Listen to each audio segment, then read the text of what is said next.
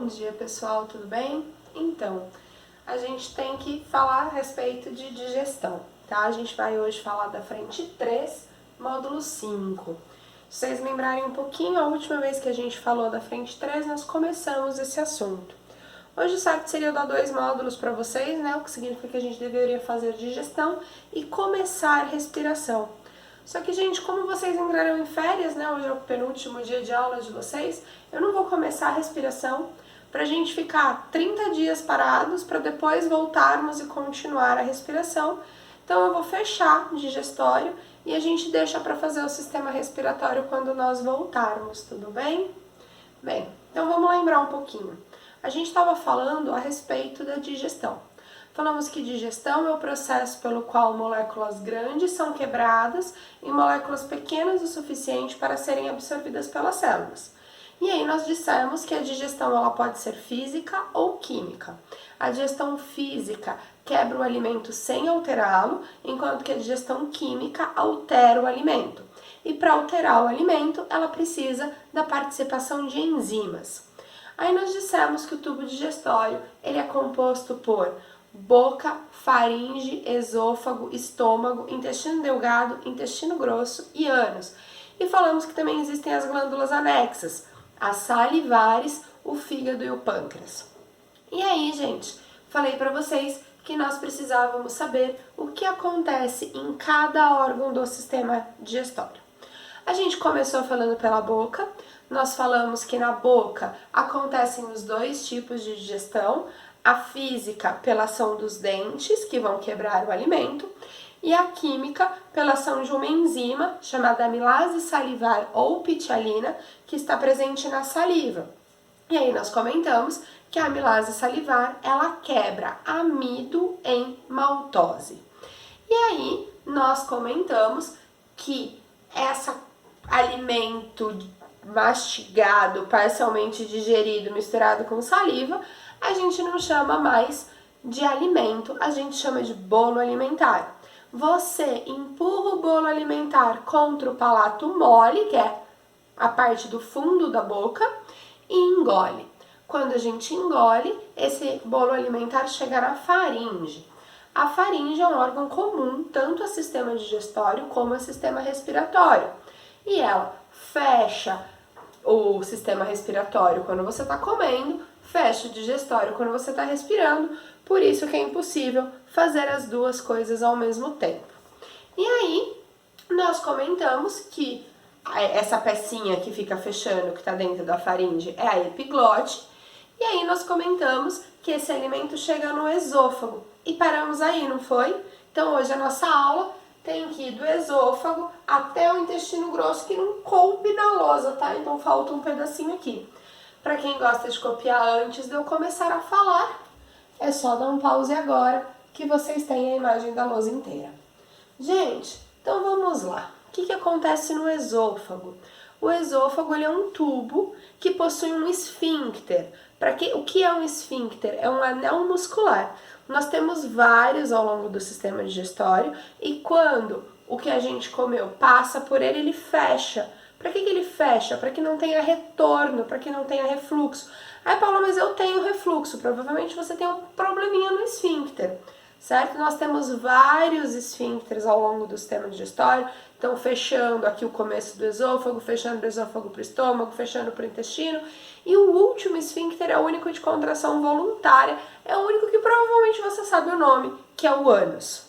Gente, e aí nós temos que dentro do esôfago não acontece digestão química, mas a gente tem um processo muito importante, que são os movimentos peristálticos. O que é isso?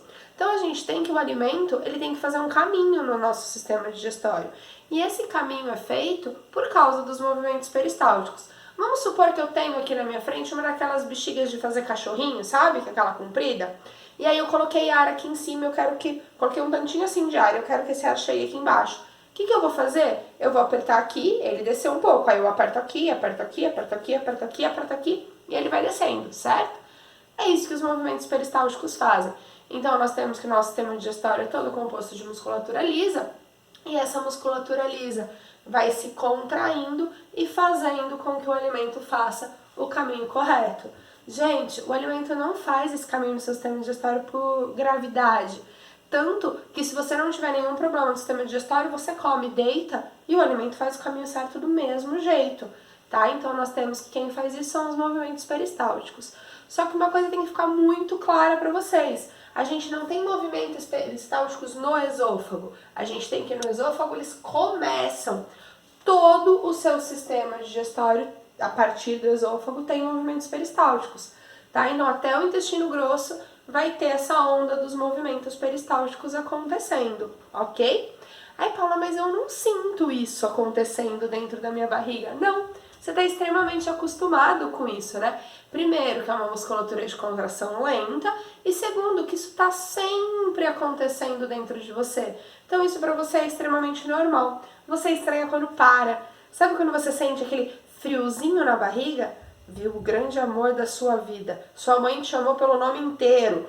Então, quando a gente fica nervoso, a gente tem ali por alguns segundos a parada dos movimentos peristálticos. E isso dá aquele frio na barriga, tá? Então, você estranha quando para. O movimento você acha normal. Gente, aí o bolo alimentar saiu do esôfago e chega no estômago. O estômago é o órgão estrelinha do sistema digestório, né? Quando a gente fala de sistema digestório, é o primeiro órgão que vem na cabeça de todo mundo. Mas ele não é o principal órgão da digestão. Por que então que a gente pensa no estômago quando a gente fala de digestão? Porque o estômago é o órgão relacionado à saciedade. Então ele é uma bolsinha que quando tá vazio fica cheio de preguinha e você sente fome. Quando você se alimenta, ele fica cheio e você tem a sensação de saciedade, tá? Então é o estômago que vai regular a sua fome. Gente, e nós temos que você, o certo seria, né? Ele esvaziou, deu fome, ele encheu, ele esvaziou, ele encheu. Só que às vezes a comida tá muito gostosa. E aí, em vez de fazer assim com o estômago, a gente faz assim, né? Fica aquele estômago mais cheio, impossível. Tudo bem, depois você ficou um tempo sem comer, ele volta ao normal. Só que, gente, o que acaba acontecendo? A gente come mais hoje, come mais amanhã e come mais amanhã. E o nosso estômago, tipo um elástico de cabelo. Se você faz muitas vezes, você esticando, ele não perde a flexibilidade, não volta mais. Acontece a mesma coisa com o seu estômago, ele vai ficando cada vez maior e não retorna ao tamanho normal. E se ele tá maior, você sente mais fome, porque, né, a sensação de saciedade é ele cheio e ele vazio. Então você passa a ter mais fome e começa a ter muito ganho de peso, tá? É por isso que algumas pessoas fazem cirurgia de redução de estômago. É justamente porque o estômago já tá grande demais e elas sentem uma fome muito grande e não conseguem perder peso por isso. Gente, mas ok, o bolo alimentar chegou lá no estômago. O que vai precisar acontecer? A gente tem liberação de suco gástrico. E para que serve o suco gástrico? Gente, o suco gástrico ele é uma solução aquosa, ele tem ali água, ácido clorídrico e proteínas. Mas agora a gente precisa entender a respeito do ácido clorídrico, HCl. Aqui. O HCl, apesar de muita gente falar que ele faz digestão, ácido clorídrico não digere nada. Qual que é a função do ácido clorídrico? O ácido clorídrico ele vai deixar o meio ácido. Ácido quanto? O pH do estômago é perto de 2. E por que é importante que o meio fique ácido? Porque nós temos que o nosso sistema digestório ele é todo especializado. Enquanto que na boca eu tinha o pH neutro, lembra? Próximo a 7, a amilase salivar estava funcionando. No estômago, com o pH 2, a amilase salivar perde a ação dela e começa a trabalhar a enzima do estômago. Quem é a enzima do estômago? A pepsina. Pepsina, quando ativa, quando o meio não está ácido, ela fica na forma de pepsinogênio, que não funciona e a gente já vai entender por quê. Gente, além disso, nós temos que o ácido clorídrico atua contra micro-organismos. Então ele é uma defesa para o nosso corpo. Se tem algum micro-organismo no alimento que você acabou de ingerir, ele vai matar esses micro-organismos, diminuindo a chance de você ter aí uma intoxicação alimentar. Gente, e nós temos que saber que o suco gástrico, quando ele é liberado? Ele é liberado quando você faz esse movimento aqui, ó. Porque o seu cérebro entende, está mastigando é porque vai ter comida, se vai ter comida precisa fazer digestão. E aí a gente tem a liberação de um hormônio chamado gastrina. A gastrina, ela é liberada ali pelo início do estômago. Ela, né, por que o estômago libera isso? Porque ele está recebendo comida. Então, o estômago está entendendo que está chegando o bolo alimentar nele. Os seus dentes estão mastigando, é o estágio para o seu corpo, vão liberar suco gástrico. Só que vai poder ficar liberando sempre suco gástrico? Não. Quando o alimento chega no intestino, o intestino faz a liberação da enterogastrona. E o que a enterogastrona faz? Inibe a produção de suco gástrico. Tá? Até aqui sem problemas? Gente, se tiver problema me escreve, tá? Me manda as dúvidas, por favor. Gente, e aí nós temos que saber para que serve a pepsina. Então essa enzima do estômago, o que ela quebra? Ela faz quebra de proteína. Proteínas aqui serão quebradas em peptídeos. Paula, proteína não é quebrada em aminoácido? Quebra completa de proteína chega a aminoácido. Mas o estômago não faz a quebra completa, ele só começa a quebrar a proteína. Então a proteína que é grandona vai virar o peptídeo que é menor, que ainda vai ser quebrado em aminoácido, ok? Nós temos aqui um probleminha. Gente, o estômago tem dentro dele uma enzima que digere proteína. E do que a parede do estômago é feita? De proteína. Então olha o problema. O estômago tem dentro dele uma enzima que poderia digeri-lo. Então agora a gente começa a entender por que é tão importante essa enzima estar na forma inativa. E só vai ficar ativo quando teve liberação de gastrina, que só libera porque chegou o bolo alimentar no estômago, ou porque eu tô mastigando. Entendeu o problema dos chicletes? Você masca muitos chicletes, você vai ter uma liberação de suco gástrico e você não tem bolo alimentar lá dentro. E aí o que a enzima vai começar a fazer? Atacar o próprio estômago. A gente chama isso de gastrite. Paula, eu tenho gastrite e não masco chiclete. Gente, a gastrite não acontece só por isso, tá? Então nós temos sim que os chicletes aumentam a chance de você ter a gastrite. Além disso, quando você está muito estressado, o estresse, ele faz o seu corpo agir todo errado. E uma das coisas que o nosso corpo faz quando está em elevados níveis de estresse é liberar ácido clorídrico, liberar suco gástrico mesmo sem estar no momento de liberar. Além disso, existe uma bactériazinha chamada H. pylori. Essa bactéria, ela gosta de meio ácido, ela vive bem no seu estômago, ela não morre com suco gástrico, só que ela também produz ácido, e como ela produz ácido, ela deixa seu estômago ácido, e aí a enzima vai funcionar, tá? Então você pode ter gastrite de fundo nervoso, você pode ter gastrite de H. pylori, você pode ter gastrite de excesso de chicletes. Esse é o mais fácil de evitar, então por favor, evitem, tá? Não tem porquê você não evitar isso. Ai, quer dizer que eu não posso mascar um chiclete? Pode, gente, o problema é o excesso, ok? E aí você fala, nossa, mas meu estômago também é muito duro, pronto, ficou ativa a enzima, ele começa a ser digerido. Não! A parede do estômago, ela produz muco, e esse muco protege o estômago. Então essa queimação, essa gastrite que você tem, é porque a enzima está agindo no muco, tá? Se você não tratar a gastrite, ela vai conseguir acabar com o muco e vai começar a agir na parede do estômago. E quando ela age na parede do estômago, ela vai fazer feridas na parede do estômago. Essas feridas a gente chama de úlcera, tá? Aí já é um caso a mais, você já tá com ferida na parede do estômago, o negócio já tá mais sério. Tudo bem? Gente, eu tinha bolo alimentar, só que agora nós estamos com as proteínas parcialmente digeridas e misturadas a suco gástrico. Então eu não vou chamar mais de bolo alimentar, eu vou chamar de quimo. E o quimo vai para o intestino delgado. Quanto tempo mais ou menos depois que o estômago recebeu o alimento, todo esse alimento já passou para o intestino delgado? Em média 3 horas. Por isso que o pessoal fala de comer de 3 em 3 horas, é para o seu estômago nunca ficar vazio para ele estar trabalhando o dia inteiro, certo? Gente, o intestino delgado, esse sim é o órgão da digestão. Esse aqui é quem vai digerir tudo que você imaginar mais um pouco. E nós temos que o pH dele está entre 8 e 9.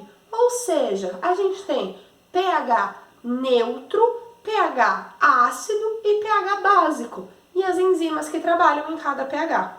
Só que, poxa, para passar de um pH 2 para um pH quase 9, né? É uma diferença bem grande. Então, o que a gente vai precisar aqui? De alguém para alcalinizar o meio. E existem duas substâncias que vão fazer isso.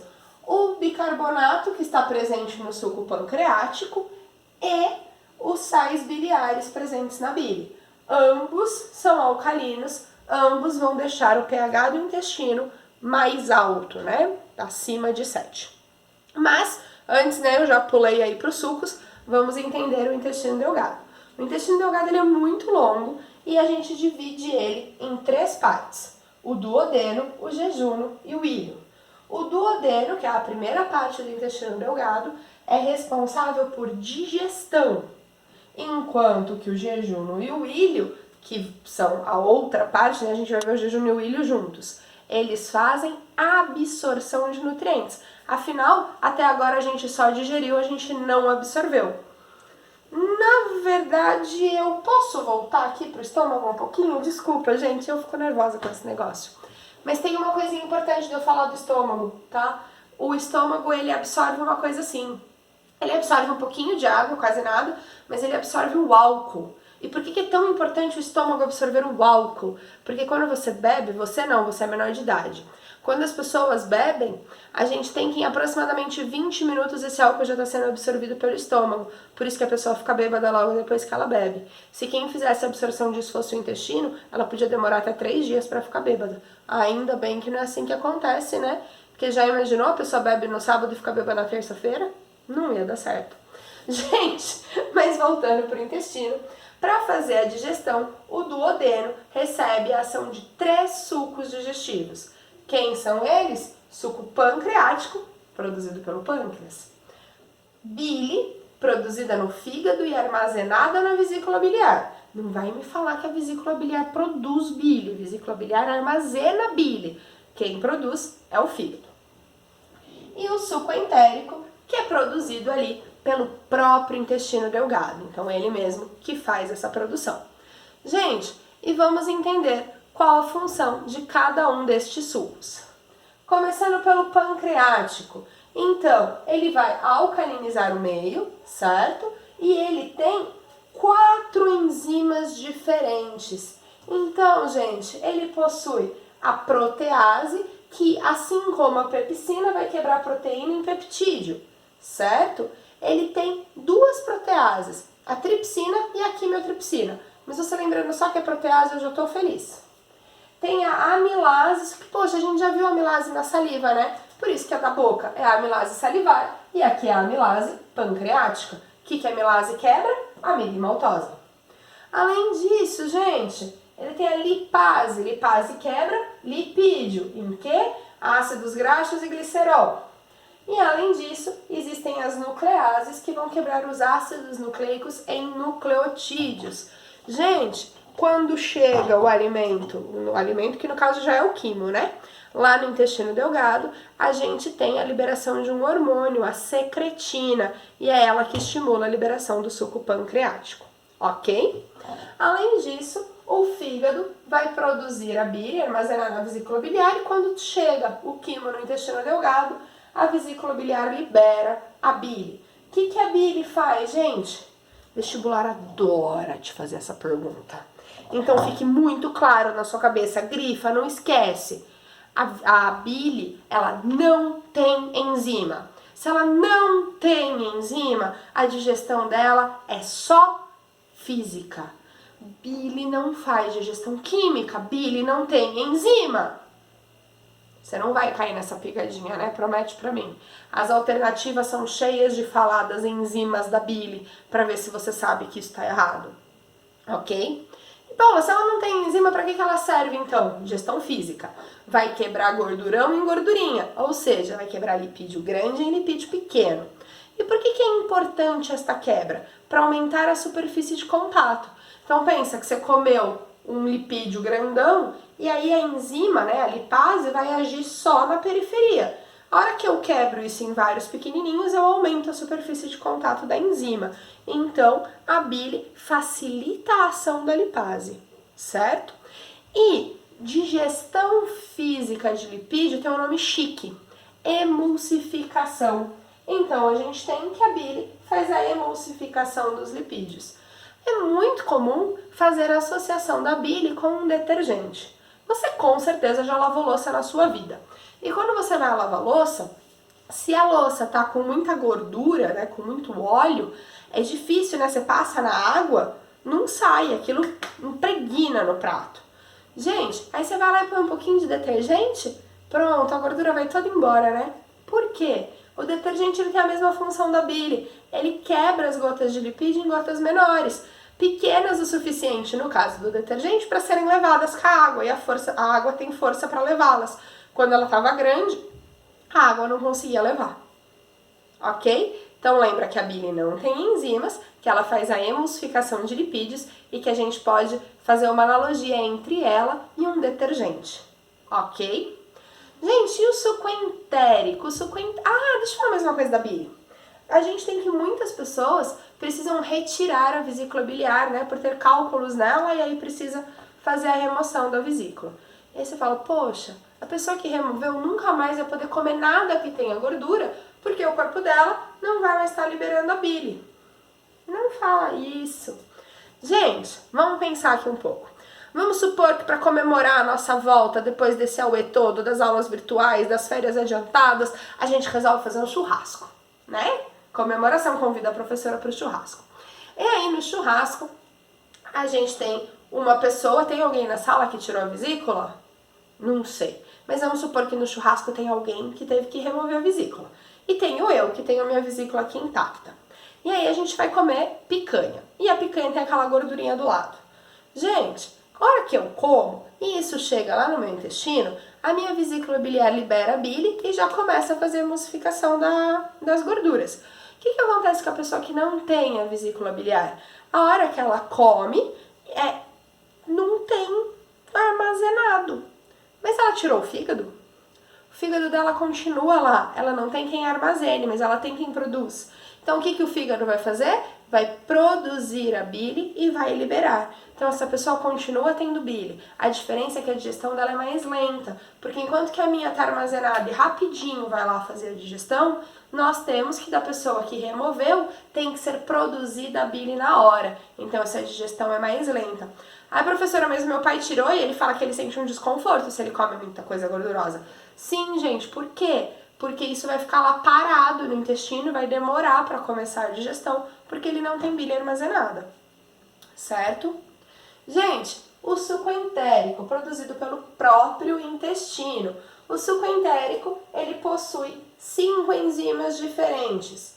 Então tem a peptidase. O que a peptidase vai fazer? Quebrar peptídeo. Então nós vimos que o suco pancreático e que o estômago liberaram proteases, né? A pepsina, a tripsina e a quimiotripsina, que quebraram proteína em peptídeo. Só que a gente não quer peptídeo, a gente quer aminoácido. Então o suco entérico vai terminar essa digestão, vai transformar o peptídeo em aminoácido. Além disso, mais uma lipase, igual a gente tem aqui no suco pancreático, que vai quebrar lipídio em ácidos graxos e glicerol. Temos que a gente já quebrou 2 vezes, né? Tanto na boca como no suco pancreático, a gente quebrou amido em maltose. O que vai ter que acontecer agora? Quebrar a maltose pela maltase em glicose mais glicose. Lembra que a maltose é um disacarídeo formado por 2 glicoses. Temos a lactase, que vai quebrar a lactose em glicose e galactose. E a lactase é interessante, né? A lactase, todos nós sabemos produzi-las nos primeiros anos de vida ali, né? Nos primeiros 2 anos de vida. E depois, algumas pessoas permanecem produzindo e outras pessoas param de produzir. Quem para de produzir, nós falamos que são os intolerantes à lactose. Na verdade, se nós pegarmos os nossos antepassados, eram todos intolerantes à lactose. Foi uma mutação que aconteceu no nosso organismo e que, como permitiu o consumo do leite em outras fases de vida e a gente estava começando aí a criar animais, nós temos que isso foi selecionado, tá? Então hoje boa parte da população tem a mutação que faz com que a lactase continue sendo produzida pelo resto da vida. Quem não tem essa mutação só produz lactase na primeira infância, que é quando está sendo amamentado. E nós temos a sacarose, que vai ser quebrada pela sacarase em glicose mais frutose. Gente, Então vamos pensar aqui um pouco. Existem 5 tipos de nutrientes. Carboidratos. Carboidratos a gente começou quebrando na boca, com a amilase salivar. Depois no pâncreas, com a amilase pâncreas, quer dizer, no intestino, né? Mas com o suco do pâncreas, que tem a amilase pancreática. E aí com o suco entérico a gente terminou de quebrar carboidrato, com maltase, lactase e sacarase. Já estão todos em monossacarídeos, né? Eles já são ou glicose, ou galactose, ou frutose. Terminamos de quebrar carbo. Proteínas. Proteínas a gente começou a quebrar com a pepsina no estômago, continuamos quebrando no intestino pelo suco pancreático com as proteases, que eu falei que você não tinha que lembrar o nome das duas, e terminamos de quebrar com as peptidases do suco entérico, chegamos em aminoácido, que é a menor porção. Lindo! Lipídio, quebramos só no intestino. Primeiro, a bile deu uma reduzida para daí a lipase conseguir quebrar isso em ácido graxo e glicerol. Tenho tanto lipase no suco entérico como lipase no suco pancreático. Já tô com ácido graxo e glicerol. Vitaminas, desde que a gente comeu, elas já são pequenas o suficiente, então não precisam sofrer digestão. Sais minerais também já são pequenos o suficiente, não precisam sofrer digestão. Ou seja, terminamos de digerir tudo. Agora que a gente terminou de digerir tudo, o que a gente precisa fazer? Absorver. Quem vai fazer a absorção? Jejuno e ilho. Gente, e aí, vamos pensar um pouquinho aqui comigo. Nossa, essa lousa ficou mais sem espaço impossível. Mas, vamos pegar aqui, ó. Posso apagar? Ah, eu falei que eu dava outra licença, né? Então, ó, última licença de cópia, porque agora eu vou apagar. Então, gente, por exemplo, se eu tiver esse pedaço aqui, como que funciona melhor, né? Se o meu jejum e o meu ilho fossem assim ou se eles fossem assim? Se ele precisa fazer absorção e quem faz a absorção é a parede, nós temos que aqui o quimo que passar pelo meio não vai ser absorvido. Então, quando eu tenho vilosidades, eu aumento muito a superfície de contato. E se eu aumentei a superfície de contato, a absorção fica mais efetiva. Então é por isso que o nosso jejum e o ilho, eles são cheios de vilosidades. Não só as paredes têm velocidades, como se a gente pegar um microscópio e olhar as células que formam essas paredes, elas têm microvilosidades. É todo um arranjo para aumentar a superfície de contato e absorver o máximo. E vai absorver o quê? Produtos de digestão. Vai absorver os monossacarídeos, né? Então vai absorver carboidrato, vai absorver os aminoácidos, ou seja, as proteínas, vai absorver os lipídios, né? Os ácidos graxos e os gliceróis. Gente, e vamos pensar aqui um pouco. Nós, então, dos 5 nutrientes já absorvemos 3. Está faltando sais minerais e vitaminas. As vitaminas, nós já vimos em aulas passadas, que elas são subdivididas em 2 grupos. As vitaminas hidrossolúveis, B e C, e as vitaminas lipossolúveis, A, D, E e K. E aí, gente, vamos pensar, se eu estou absorvendo lipídio, junto com o lipídio vai quem? As vitaminas que se dissolvem em lipídio. Então, nós temos que o jejum e o ilho absorvem carboidratos, proteínas, lipídios e vitaminas lipossolúveis. Gente, a partir dessa parte não está na lousa, mas é facinho, tá? Eu acho que a gente consegue fazer conversando. Nós temos que agora, isso tudo já digerido, já misturado, já maçaroca, passa para o intestino grosso, só que eu não chamo mais de quimo, agora eu chamo de quilo. Então o quilo passa para o intestino grosso. Qual é a função do intestino grosso? Poxa, já digeriu tudo que tinha para digerir. O intestino grosso vai fazer digestão? Não. A gente tem que o intestino grosso é o responsável por absorção. Absorção do quê? Do que não foi digerido até agora. O que a gente não digeriu ainda? As vitaminas hidrossolúveis e os sais minerais. 2 coisas que estão dissolvidas em água. Então, o intestino grosso absorve água, vitaminas hidrossolúveis e sais minerais. Anota aí porque isso não está na lousa. Gente, e o que não foi digerido e absorvido até aqui vai formar o bolo fecal e vai ser eliminado como fezes, certo? Eu juro que falta só um negocinho. Nós temos que saber que entre o intestino delgado e o intestino grosso, a gente tem uma bolsinha de fundo cego chamado apêndice. o apêndice é considerado um órgão vestigial. Como assim? Ele é resquício de evolução que perdeu a função. Então nós temos que os nossos antepassados, o apêndice deles era bem grandão e dentro do apêndice existiam micro-organismos que faziam a digestão da celulose. Então nós conseguíamos digerir a celulose e obter nutrientes dela. Hoje em dia a gente não digere celulose mais. Lembra que comer salada faz você perder peso, né? Se você só comer salada, não vale comer salada e as outras coisas. Por quê? Porque seu corpo não digere, tudo que você come vai embora, porque você não sabe digerir. Fala, então por que eu como? Você come para fazer a motilidade do intestino, porque se não tiver nada que não é digerido, seu intestino não vai conseguir funcionar direito.